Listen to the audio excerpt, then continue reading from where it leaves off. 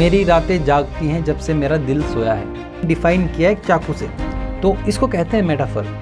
ये मतलब वैसा सा गाना है कि कोई भी मतलब बैठा है, मे बी कोई लड़का पार्क में बैठा है और वो लड़की के बारे में कुछ सोच रहा है, दिन ढल रहा है और उसका जो खालीपन है उससे आपको अगर फिर थोड़ी सी कोई दिक्कत आए राइम्स में या फिर आपको शब्दों का मतलब ना समझ में आए, तो आपको मैं कुछ दो टूल्स बताता हूँ जिनकी मदद से आप एक तो अच्छे शब्द ढूंढ पाएंगे।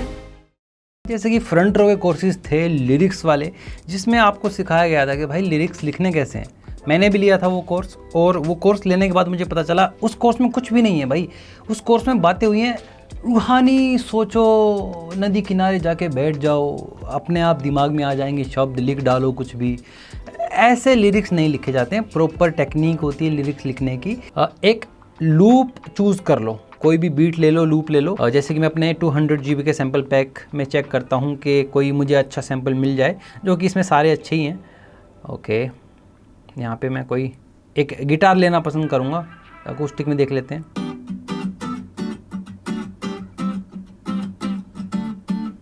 आपको थोड़ा वक्त देना पड़ेगा लूप ढूंढने के लिए। डिस्टोर्टेड गिटार्स में देख लेते हैं कुछ।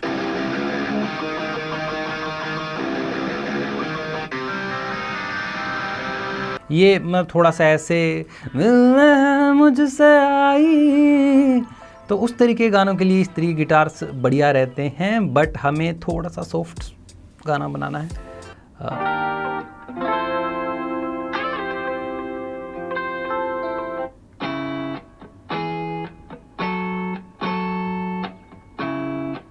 ओ, बहुत प्यारा लूप था ये भी।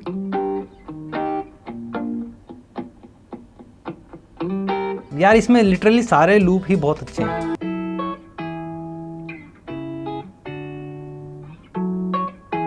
ओह, ये बहुत पसंद आया मुझे। इसका स्केल क्या है? एफ शार्प माइनर 116 BPM है। चलो सेम BPM पर ही बना लेते हैं, वरना अगर हमें BPM कम ज़्यादा भी करना है तो भी हम कर सकते हैं, कोई दिक्कत वाली बात नहीं है। ये हमने ले लिया है एफ शार्प माइनर, हमारा स्केल हो गया। आप स्केल भी शिफ्ट कर सकते हैं, उसके ऊपर ही मैंने बहुत सारी वीडियोस बना रखी हैं, तो आप चेकआउट कर सकते हैं उन वीडियोस को। तो अब ये लूप मुझे आ गया है, अब मैं इस लूप पर अपने लिरिक्स लिखना चालू करूँगा। और जहाँ तक मुझे वाइब आ रही है, थोड़ा सा ना सैड सा ही है।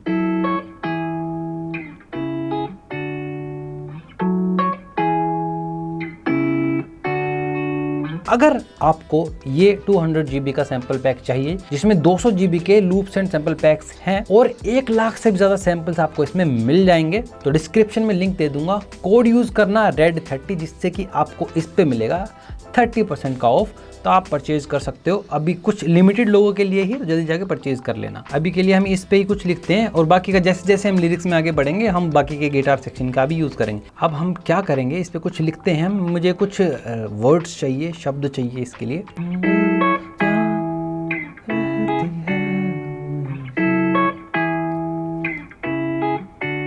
तेरी शाम मुझसे कुछ कहती है, कहती है, हाँ कहती है, ये शाम कहती है। ओके, ये मतलब वैसा सा गाना है कि कोई भी मतलब बैठा है, मे बी कोई लड़का पार्क में बैठा है और वो लड़की के बारे में कुछ सोच रहा है, दिन ढल रहा है और उसका जो खालीपन है उससे ही बातें कर रहा है। एक इस तरीके की एक स्टोरी बिल्ड कर ली हमने। तो अब ये जो लड़का होगा वो उसी के अराउंड चीज़ें लिखेगा, और मैं भी हो सकता है कुछ पास्ट की चीज़ें भी याद करके लाए। वैसे अगर आपको कंपोजिशन में दिक्कत आती है कि भाई कंपोज कैसे करूँ, मैं लिरिक्स तो लिख लूँगा, तो कंपोजिशन पे ही मैंने एक वीडियो बना रखी कैसे आपको लिरिक्स कंपोज करने हैं, तो उसका लिंक भी मैं डिस्क्रिप्शन में दे दूँगा। ये शाम मुझसे कुछ कहती है, हाँ कहती है। अब कोई भी बंदा होगा तो वो ये भी लिख सकता है कि भाई दिल में तू ही तू बस रहती है, तो ये भी एक अच्छा वर्ड है। बहुत बेसिक है, बट अगर आप इस मेलोडी के साथ इसको गाएंगे तो ये अच्छा साउंड करेगा, इट विल साउंड डिसेंट। पर प्रॉब्लम ये है कि अब मेरे पास 2 लाइनें आ गई हैं और अब समझ नहीं आ रहा कि आगे क्या लिखूं। ये मान लो ये हो गया, पर हुक लाइन सिर्फ 2 लाइन की तो नहीं होगी ना, ये हमने अपना प्रॉपर हुक लिख लिया है, या आप इसको वर्स भी मान सकते हो, हुक एक नया बना सकते हो। तो मैं इसको हुक मान के चल रहा हूँ। अब मैं आगे क्या लिखूं, कम से कम 4 लाइन का हुक तो होना चाहिए ना। तो अब मेरे दिमाग में तो कुछ समझ नहीं आ रहा। अब हमें कुछ हेल्प लेनी पड़ेगी। मैं कई बार हेल्प ले लेता हूँ टूल्स की। आपको अगर फिर थोड़ी सी कोई दिक्कत आए राइम्स में, या फिर आपको शब्दों का मतलब ना समझ में आए, तो आपको मैं कुछ 2 टूल्स बताता हूँ जिनकी मदद से आप एक तो अच्छे शब्द ढूंढ पाएंगे। बहुत टाइम ना राइटर्स ब्लॉक आ जाता है, वो भी हट जाएगा इस चीज से। इसका नाम है रेख्ता.org। रेख्ता की वेबसाइट है, ये पोइट्री शायरी की वेबसाइट है। यहाँ पे जाके आप शायरी पढ़ सकते हो। शायरी से आपके दिमाग में बहुत ज्यादा शब्द आते हैं और शब्दों से आप अगेन लिरिक्स बनाते हो, तो पढ़ना जरूरी है। बट स्टिल दिमाग में कुछ नहीं आ रहा, राइटर्स ब्लॉक है। तो इससे मिलता जुलता कुछ शब्द ये मुझे ढूंढ के दे दे। देखो ये पूछ लेता कि आप ये शब्द आप इस्तेमाल कर रहे हो क्या, इस शब्द से रिलेटेड मुझे। तो इसने मुझे ना कुछ राइम्स दे दिए हैं, जैसे कि मेरा जो यहाँ पर मैंने लिरिक्स लिखा था, रहती है, तो अब इसने मुझे कुछ शब्द दे दिए है। बहती, कहती, रहती तो है ही, और सहती। ठीक है, ये अच्छे शब्द हैं। अब हम इनसे ही कुछ बहती वर्ड से हम कुछ बना सकते हैं क्या, बट हम सेम राइम स्कीम तो यूज नहीं कर सकते ना थर्ड लाइन में। थर्ड लाइन में कुछ डिफरेंट आएगा और फोर्थ लाइन में जो है हमारा राइम वापस रिपीट होगा। तो अब हमें बहती वर्ड को यूज करना है। ये शाम मुझसे कुछ कहती है, दिल में तू ही तू बस रहती है, तेरा आना अब तो मुमकिन नहीं, आंखें तेरे इंतजार में बहती हैं। ओके, तो हमने ये लाइन लिख दी है, ये शाम मुझसे कुछ कहती है, दिल में तू ही तू बस रहती है, तेरा आना अब तो मुमकिन नहीं, आंखें तेरे इंतजार में बहती हैं। ये ऐसा नहीं है बहुत ग्रैंड लिरिक्स हो गए, कुछ अलग ही लेवल का हो गया, क्योंकि यार लिरिक्स लिखने में वक्त लगते हैं। कभी कभी ऐसा होता है कि कुछ लिरिक्स आपने चंद 15 मिनट में फिनिश कर दिया पूरा गाना। कुछ ऐसे होते हैं, जैसे कि मैंने कुछ गाने बनाए हुए हैं, वो पिछले 3 महीने से पेंडिंग ही पड़े हैं, उनका नेक्स्ट पार्ट में खोज नहीं पा रहा, क्योंकि जो शुरुआती पार्ट है वो तो मैं ढूंढ लिया, बट आगे कुछ ऐसा मुझे कुछ स्पेशल चाहिए। तो आपको कई बार ना वक्त भी देना पड़ता है, सिर्फ इन टूल्स से मदद नहीं होगी। यहाँ पे हम देखें तो ये शाम मुझसे कुछ कहती है, हाँ कहती है, दिल में तू ही तू बस रहती है, हाँ रहती है, तेरा आना अब तो मुमकिन नहीं,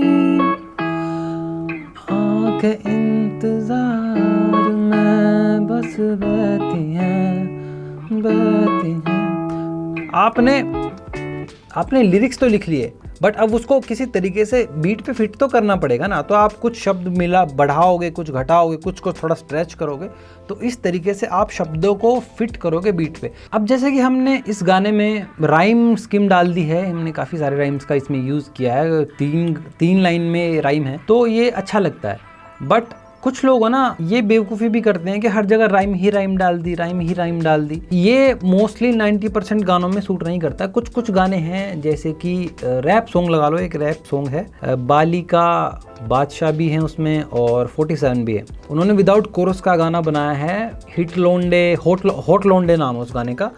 टट्टी रैपरों को कब्ज देने वाला लौंडा, हिंदी रैप में लौंडा शब्द देने वाला लौंडा, बड़ा भाई चीर फाड़ देने वाला लौंडा, तेरा भाई जी फाड़ देने वाला लौंडा, छोटा भाई जी साड़ देने वाला लौंडा, मौका देख सीधा तीर बाड़ देने वाला लौंडा। तो उसमें सिर्फ राइम स्कीम ही चल रही है, राइम ही चल रहा है। वो एक अलग चीज़ है यार, वो कभी कभार हो सकता है बहुत ही अच्छा चल जाए, जो कि उनके केस में चल गया, और कभी कभार बैकफायर भी कर सकती है ये चीज़। तो हर जगह राइम मत घुसेड़ो। और बहुत सारे गाने ऐसे भी होते हैं कि जिनमें पूरे गाने में ही राइम नहीं होता, बहुत होता भी है तो बहुत कम राइम यूज़ होता है, ना कोई हुक होता है, सिर्फ वर्स होता है। ये एक सब्जेक्टिव चीज़ है, आपको थोड़ा सा एक्सपेरिमेंट से फिगर आउट करनी पड़ेगी, बट वक्त के साथ आ जाएगी आपको ये चीज़। अब आप यूज़ कर सकते हो मेटाफर्स को।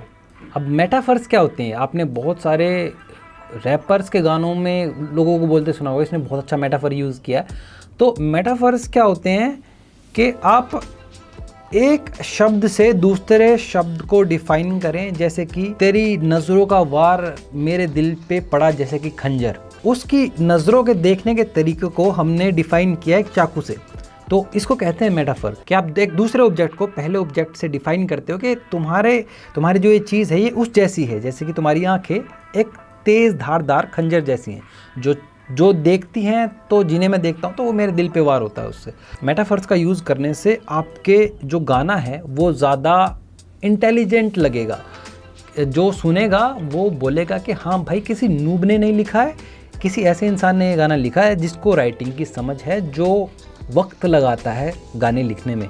ऐसा नहीं है कि कहीं से भी 4 वर्ड जोड़े, डुपचिक डुपचिक कर दिया और गाना बन गया। ऐसे गाने नहीं बनते हैं।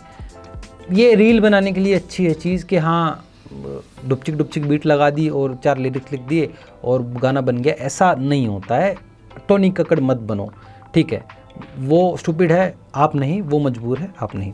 और आप यूज़ कर सकते हो पर्सनिफिकेशन का।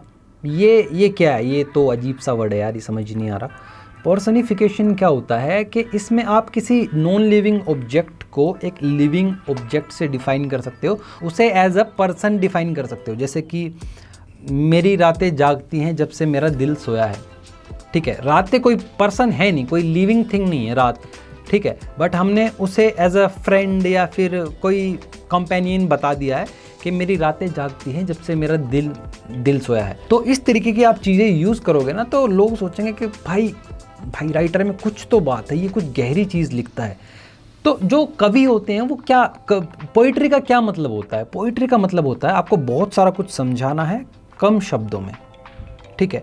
पर मोस्टली लोग क्या समझते हैं कि सजावट वाली बातें लिखेंगे तो वो पोइट्री लग जाएगी। ऐसा नहीं होता मेरी जान, ऐसा नहीं करना होता। चाटे पड़ेंगे और गालियाँ भी पड़ सकती हैं साथ में, तो ऐसा मत करो। जितने ज़्यादा से ज़्यादा कम शब्दों का यूज़ करो उतना ज़्यादा बेटर है। और आप अपने लिरिक्स में यूज़ कर सकते हो रिपीटेशंस। जैसे कि जो आपका की आइडिया है गाने का, आप उसको उन शब्दों को रिपीट मोड पे गा सकते हो। जैसे कि आपने वो गाना सुना ना, ओ जाना दा दा दा दा दा, ओ जाना कह रहा है दिल, ओ जाना हमसे आके मिल, ओ जाना दूर दिल से ना जाना। इस तरीके से देखो, सेम शब्द यूज़ किया है पर 2 बार, तो इस रिपीटेशन वाली चीज़ में थोड़ा सा ना वाइब बढ़ जाती है गाने की।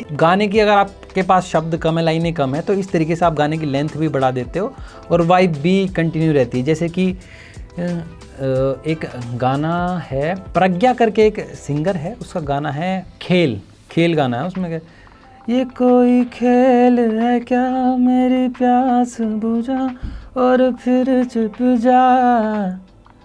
तो लास्ट में एक शब्द से एंड होती है वो लाइन, आए आए आए आए, जो लगे ना बरसेगा लेकिन बिजली गिरा ही जाए, आए आए आए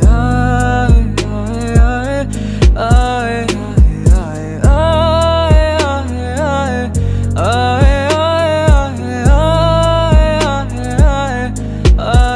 आए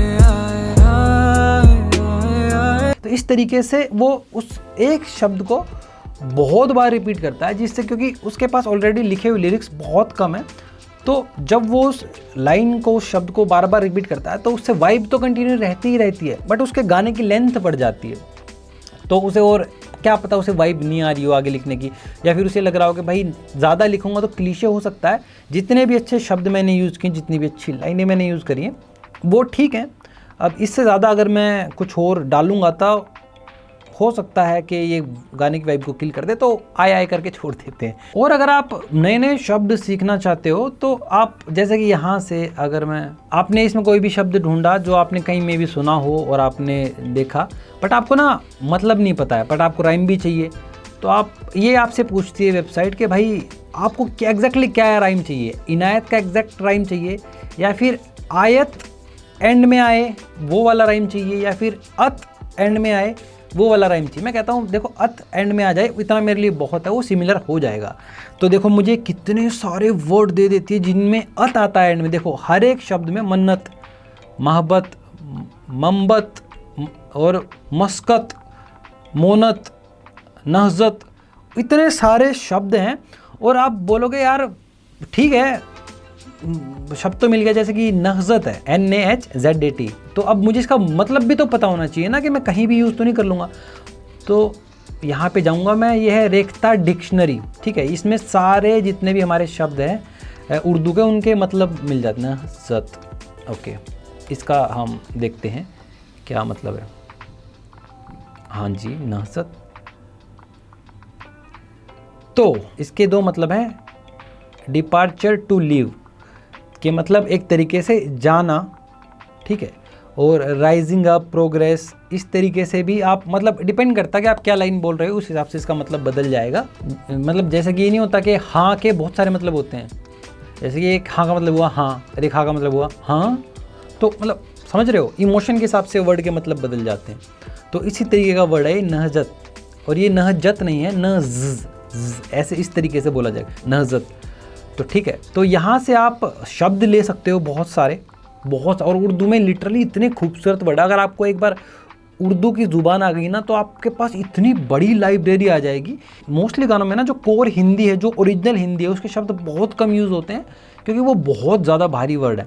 ये थोड़े सॉफ्ट स्पोकन वर्ड होते हैं, तो ये ज़्यादा अच्छे से फिट हो जाते हैं हमारे उर्दू के। और उर्दू भी इंडियन लैंग्वेज है, पाकिस्तान की लैंग्वेज नहीं है, ये इंडिया से ही ओरिजिनेटेड है। तो ज़्यादा ना ये मत करना कि हिंदू मुस्लिम मत करना, इस चीज़ में लैंग्वेज का कोई मज़हब नहीं होता।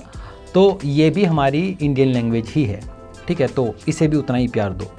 तो जैसे कि हमने सेट ए देख लिया, सेट 2 में भी आपको बहुत सारे, आपको बड़े वर्ड चाहिए तो बड़े शब्द भी इसमें मिल जाएंगे लेंथ वाइज।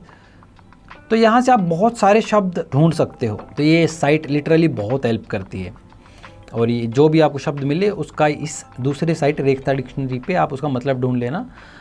उर्दू में तो आप नहीं समझ पाओगे, तो उसका हिंदी में लिखावट भी आपको दिख जाएगी कि कैसे बोलते हैं, क्या है, और यहीं पे मतलब उसे किस तरीके से प्रोनाउंस किया जाता है, और यहीं पे उसका मतलब पता चल जाएगा कि भाई क्या एक्चुअल में है। और एग्जैक्ट हिंदी में भी उसका मतलब पता चल जाएगा, किसी स्थान से रवाना होना, विदा होना। तो इट इज़ प्रीटी हेल्पफुल अगर आपको उर्दू नहीं आती है तो। अब आपने बहुत सारी चीज़ें सीख ली हैं कि भाई लिरिक्स राइटिंग किस तरीके से होती है, किस तरीके से आप शुरुआत कर सकते हो। अब एंड में इस चीज़ का सिलेक्शन होना है कि आपको अपने सॉन्ग का स्ट्रक्चर क्या करना है। ऑल्दो मैंने सॉन्ग स्ट्रक्चर पे पहले वीडियो बना रखी है, आप वो देख सकते हो, वो बहुत डिटेल्ड में वीडियो है, उसका लिंक भी मैं डिस्क्रिप्शन में दे दूंगा। तो पर यार टाइम टू टाइम जो आपने लिखा है उसको रिवाइज़ करते रहो कि इस शब्द की जगह क्या मैं कोई बेटर शब्द लगा सकता हूँ, क्या ये शब्द बोलने में फ़्लो में थोड़ा बेटर साउंड कर रहा है, नहीं कर रहा है, क्या इसे स्ट्रेच किया जा सकता है, किसी और बेटर तरीके से इसे लिखा जा सकता है। तो बहुत सारी चीज़ें होती हैं, सब चीज़ों का आपको ध्यान रखना पड़ेगा, तब जाके एक अच्छा गाना बनेगा। बट स्टिल आप अब रेडी हो चुके हो एक अच्छा गाना लिखने के लिए। आपको मैंने सारी टेक्निक्स बता दी हैं। अगर आप मेरा 200 GB का सैम्पल पैक परचेज़ करना चाहते हैं तो उसका लिंक भी डिस्क्रिप्शन में है। कोड यूज़ करना RED30, जिससे कि आपको मिलेगा फ्लैट 30% ऑफ। लिमिटेड लोगों के लिए, शुरुआती लोगों के लिए ही है, उसके बाद ये ऑफर एंड हो जाएगा, तो जल्दी जाओ परचेज़ कर लो। और साथ ही साथ अगर आप शॉर्ट ट्रिक्स के साथ म्यूज़िक प्रोडक्शन सीखना चाहते हैं, इसी तरीके की और भी इन्फॉर्मेशन सीखना चाहते हैं, तो मुझे मेरे इंस्टाग्राम पे फॉलो कर लेना यार। वहाँ पर मैं आजकल कुछ ज़्यादा ही एक्टिव हूँ और वहाँ पर कुछ ज़्यादा ही चीज़ें मैं डाल रहा हूँ, तो आपको काफ़ी कुछ सीखने को मिलेगा वहाँ भी। तो चलिए दोस्तों, आज की इस वीडियो में इतनी। अगर आपको वीडियो पसंद है तो वीडियो को लाइक करो, शेयर करो अपनी फ्रेंड्स एंड फैमिली के साथ जो भी म्यूज़िक में इंटरेस्टेड हैं। चलिए दोस्तों, ओवर एंड आउट।